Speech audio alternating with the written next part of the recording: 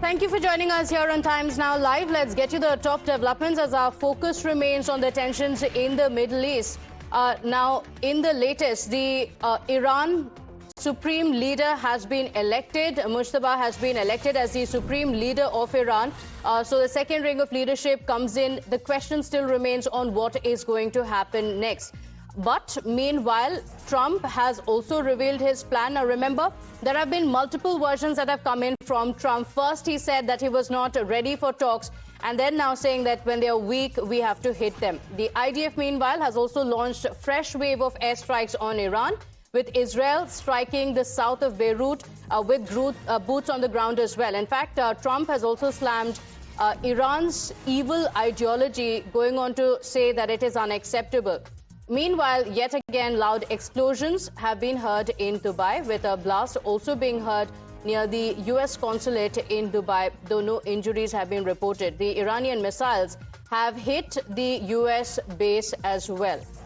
Now, the escalation in the Middle East has entered another day with tensions rising sharply. The United States has issued a very blunt warning to Iran, saying the war could drag on after Tehran declared its readiness for a prolonged conflict. The U.S. president indicated that military operations against Iran may last for about 4 to 5 weeks and made it clear that he is prepared to go even beyond that time frame if there is any requirement.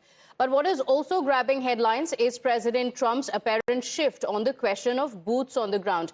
In a recent interview, Trump said that there would soon be a retaliation for the attack on the U.S. embassy in Riyadh.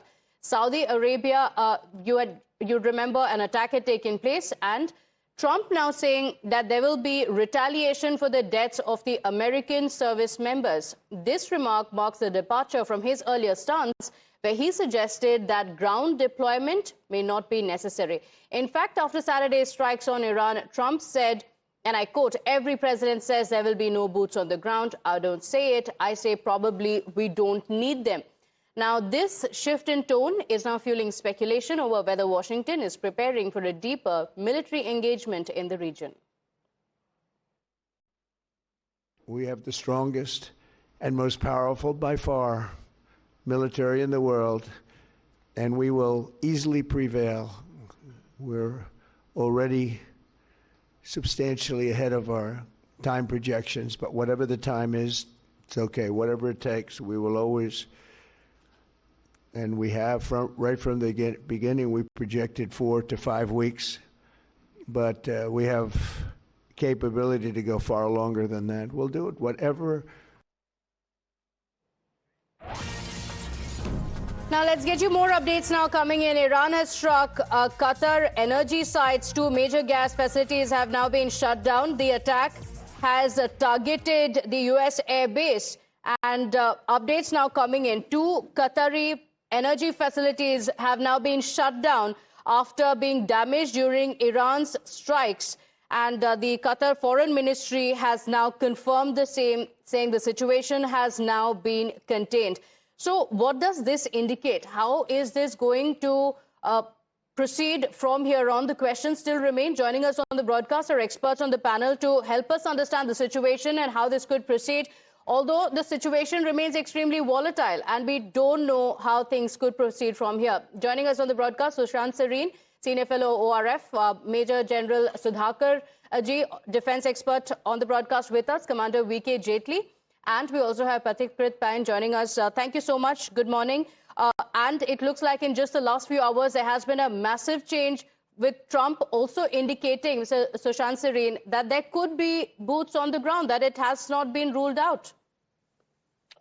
No, look, Trump changes his position from hour to hour, so there's nothing new about this. But somebody explain to me how they will put boots on the ground. From which direction, in which way, how many boots will they put on the ground to deal with a country of 90 million people, a country as big as Iran, and a country not like Iraq, which had a single leader and a Baath party. But out here, you have an ideologically driven, quite a fanatical kind of a regime.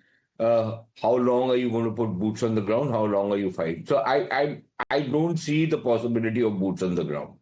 The problem for the Americans is twofold. One, they probably never expected the kind of reaction that has come from Iran. But then on that, the question is that, yes, maybe the Iranian reaction is more than what was being anticipated, but is it enough to stop the US-Israeli attacks or whatever they have in plan? And I think what they have on their planning board is to unleash separatist organizations, the Kurds, the Baloch, and the Azeris, if possible, anybody else who will rise up in rebellion against the Iranian state, basically dismantling the Iranian state, if not cutting it to size. Secondly, I think from the Iranian perspective now, it is increasingly starting to make sense their targeting of Qatar and of Kuwait and of the UAE and other countries. I think the message they're trying to send is that, look, if you think that you can survive under the US security umbrella, that the Americans can protect you, you are mistaken. You can be hit even if you are, living with an American alliance. The American alliance is not enough to save you. And if this is indeed the case, as it seems to be, the impact of this and the messaging of this in the region and beyond, I think that is something for the Americans to chew on. What is the kind of messaging that goes? Are these countries safe? The message, for example, for Taiwan, is it safe under the American, security umbrella? And I think the Americans need to do something, if at all they're interested in maintaining that umbrella and the American empire. They will need to do something to convince everybody that it is better to be under their security, with a security alliance with them rather than against them. So I think, we are in the middle of a war, but happy Holi to everybody. And that's it. What else can one say today? Okay, all right. Holi celebrations, yes, but it comes under the cloud of what could happen next. That question still remains. In fact, just when it seemed like things were returning to normalcy, we also saw the Dubai Sheikh in the Dubai Mall. Let's talk about updates coming in from what's happening there, because a blast has been reported near the US consulate in Dubai. And the Iran drone has hit near a US consulate. The blast has sparked fire outside the US consulate. Now, there have been multiple reports that have come in from Dubai, including civilian areas as well that have been hit by the Iran drones. And now you have a fire that has broken out near the US consulate. Take a look.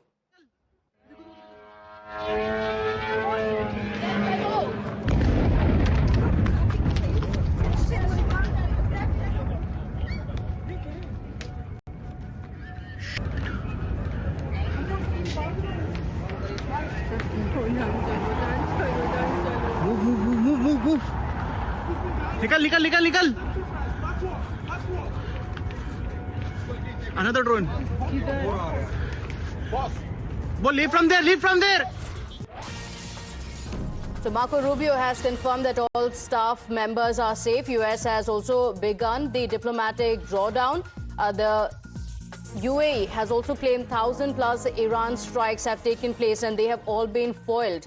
Now, updates coming in the fire that was reported near the US consulate. It has now been fully extinguished. No injuries have been reported in the Dubai blast, and authorities have confirmed that the situation is now under control. So they have confirmed that the situation has now been limited to just fire. No injuries being reported as well. But this is a clear indication that Iran and the firing will only continue. Pathikrit Pain, what does this indicate? Because now you have a new supreme leader in Iran, but in states of the Gulf, including Dubai, the attacks have continued. Civilian targets previously we've seen in multiple locations, just as Dubai was wanting to show that there is normalcy now returning. You have an attack on the US consulate. Well, I think Iran's, response is not something America's all that artificial intelligence and Claude and Anthropic and OpenAI that are being talked about and had anticipated, because what, as what Sushantji rightly mentioned, I just want to add one thing to it. Iranians know that there's a severe shortage of air defense system many of these Arab states have. probably in the next 3-4 days, they won't have the right kind of missile systems to thwart what the Iranians are sending in. And look at the cost trajectory. It costs merely at $20,000 to build a Shahed drone vis-a-vis the millions of dollars that are required for the Patriot and the THAAD air defense systems. Logistically, right now, it's a nightmare for many of these Arab states. You know, if you have to ship it back, they're desperately asking the Americans to, you know, increase the supply of these missiles, which the Americans are probably somewhere a little taken aback because they did not expect the attacks to be on non-military installations, whether it is the shopping malls or the critical energy infrastructure. All of it has absolutely gone haywire. Look, the problem with the Americans have always been is that they always presume that if you control the capital of a country or bomb the capital, you have changed the regime and the country is now under your fault. That is not something which ever works for the Americans. In Afghanistan, they had the delusion that controlling Kabul means controlling Afghanistan. They have been proved wrong. Here also it is the same thing happening. They may have had 2,000 plus strikes, which is a reality. Iran has been devastated, but Iran still has a very substantial military-industrial complex which can churn out these drones in large numbers. Apart from the ballistic missiles, they have these gigafactories, probably underground, which will churn out these drones and they will keep on attacking. So probably a few weeks later, the Americans will say, like, look, our job is done, we are going. These Arab states will keep on suffering and the world will suffer because of the stupidity that is going on, because how would you, secure the Strait of Hormuz? You simply cannot. An average ultra-large crude carrier cost you $200 million. They carry crude around $300 million worth every time they fly to that region. There are 70 to 80 vehicles, vessels which travel through that area every day. How many of them will be secured by the American Navy? And then they are already overstretched. It's not that the American Navy or US Navy right now is gung-ho going ahead. They can't even manage the toilets in some of their aircraft carriers. There are reports which coming in. So in that kind of a scenario, once you have created this mess in Middle East, preceded by what you have told to the world, don't take oil from Russia, what happens next is this, that many countries might still start thinking or doing what India has started doing for a long time. Not that we are become antagonistic to the Americans, but we have decided that what is good for us, we are going to do. Arab states will absolutely think twice to what do next. And last but not the least, within these countries, the Arab states, there's a minority Shiite population. These are being, it's not that the IRGC right now is sitting inside Iraq. They have spread across these Arab states and they're directing these attacks from many places. It's not that all the attacks are being targeted or, directed from Iran alone. Within the Arab countries, tomorrow the people will start calling out that it's better to leave the Americans and do something on our own. Okay, but you spoke of miscalculation. The question still continues. Miscalculation from the United States as well, or also from Iran? Are they also now emptying their stockpile in firing in all directions? In fact, Dubai, as we spoke about the safe haven that it was once considered to be, that image seems to be shattered completely. Akanksha is also on the broadcast with us. And Akanksha, just when Dubai wanted to give out the image that now it's back to normalcy, yet again we see drones raining towards it.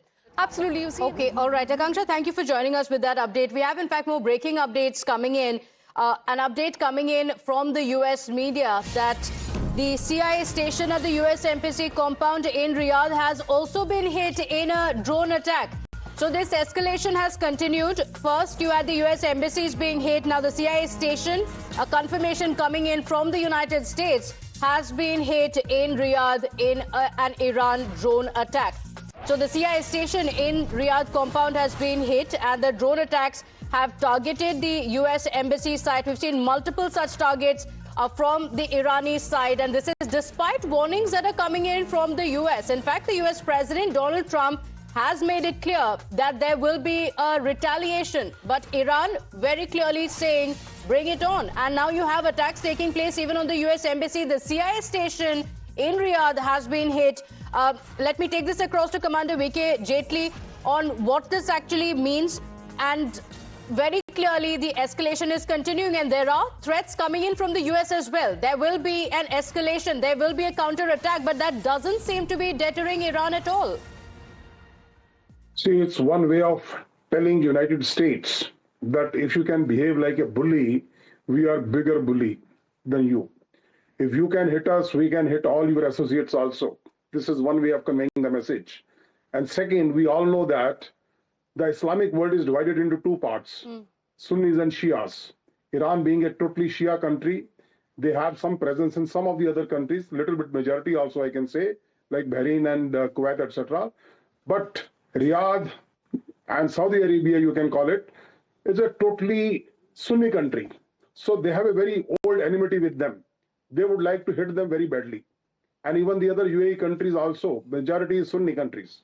So I think this is going to result into that direction, Shia versus Sunni, which used to happen earlier also. Now Bahrain, you can say the ruler is a Sunni, but majority population, around 60%, continues to be Shia, which the ruler has been trying to import a large number of Sunnis, and now there is some estimate which says it's 50-50. So all the Shias are protesting on the streets of Bahrain, you must have seen that. Similarly, the Shias in the other countries, whatever residual population they may be having, they are protesting in favor of Iran.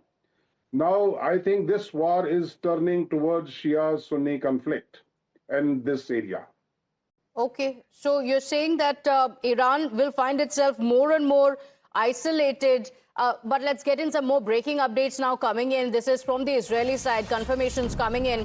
The Israeli Defense Forces saying that they have struck 60 Hezbollah targets in the south of Lebanon. So yesterday, Israel also confirmed that they have boots on the ground, that their military is moving in. South Lebanon has been hit, and now confirmation coming in that 60 Hezbollah targets have now been hit, and it has been targeted with weapons depot launchers being destroyed completely. Major General Sudhakar, very clearly now we're seeing Israel moving in, and we have been discussing the success of the Israel and the US strikes as well. On day one, taking out Khamenei from Iran, and you have Israel declaring that they are moving boots on the ground, all of it being decided with a lot of precision. And now you're seeing multiple Hezbollah sites have been completely destroyed. Yeah, thank you. Thank you for getting me for your show. You see how, firstly, this has been a very unethical kind of an attack by Israel and US. No amount of justification will stand the scrutiny of military science. This is my personal view. That is because when the negotiations were in their very advanced stage and diplomatic efforts were going on, they were very close to a solution. One. Number two, your previous anchor, she went on to say that Donald Trump has come back with some justification that the war is unending and words to that effect. There is no amount of justification going to justify this approach and course of action by Israel and America. Third, not that I'm siding with Iran nor with terrorism, but allow me to give the perspective. This war is going to be something like a second Vietnam. Iran is not a small country like Venezuela. It cannot be pushed over. And people who have not understood Iran, the meaning of regime or theocratic society based on religion, deep-rooted entrenchment for past 47 years, IRGC down to the level, although it is centralized, it breaks up into a tree diagram of provinces, 31 provinces with counties and districts, and the equivalents, whatever they call in Iranian language. It is very, very deep-rooted. The way of life, notwithstanding the differences they have inside the country, whenever a country is subjected to these kind of attacks, it has been seen historically that it has acted as a trigger. It ignites the passion of nationalism. Iranians are known as very passionate nationalistic citizens. They always come together traditionally, historically for past 5,000 years. Whenever such kind of aggressive behavior by the attackers have actually been witnessed or experienced. The point which you are actually asking, yes, they may come in a big way. They will destroy. It is not the issue of dismantling the infrastructure or gun building or missile building capability. Now Donald Trump has come out with a new objective. They will not dismantle, they will destroy the nuclear capability of enrichment. They will destroy the missile making factory. They will destroy the drone making. Now, let's be very clear. If you allow me one more minute, I would like to put things in the perspective. Open sources, Wikipedia, Google does not give the right inventory and the capability of Iran. Let me tell you, I have been in Middle East myself. I have served there. I have been to Iran. I know Iran as much as maybe far better than most of the people. So you see, in 1984-85, the missile production program started in Iran with a monthly capacity to reach a target of 300 missiles. They couldn't do it. They could barely achieve because they started off just about 50 odd missiles till 1980. From 80 to 88, they had heavy attrition, heavy expenditure. But what began with due momentum in earnest was from 1990. From 1990 till 2025, they had a yearly manufacturing capability of 3,600. This is the bottom line. They have a surge capacity, which America doesn't have. I'll give you the counter view also. Tomahawk missile, how many they have? Do the aircraft carriers have? The bigger plan we are losing sight of. There is a bigger plan. You can call Donald Trump as a duffer, as a lost case, but there is a huge strategy which is playing behind all these games. That strategy is to contain China indirectly or directly without actually confronting, one-on-one. And that containment is actually hitting the vulnerability of an emerging power, global power. The vulnerability of China as on today is the energy security. Venezuela is being taken care of. It is soon going to be controlled by America. And now comes the Iran. This game is not going to end so soon. Okay, so you're saying that any comparisons with Venezuela will be foolhardy. Just a moment, I'll come back to you. We have more breaking updates now coming in. Israel has struck south of Beirut. So the targets of Israel now only expanding. And we're seeing that videos have been released by the Israeli Defense Forces as well of the attacks that are taking place. So their map of the areas that have been hit within South Lebanon have only increased. You raised multiple interesting points, including whether this is going to be Vietnam 2.0 for the United States and what kind of ammunition Iran has and the response that could come in. And this could drag on for more time than US would actually want. We'll come back with that after a very quick break. To stay with us.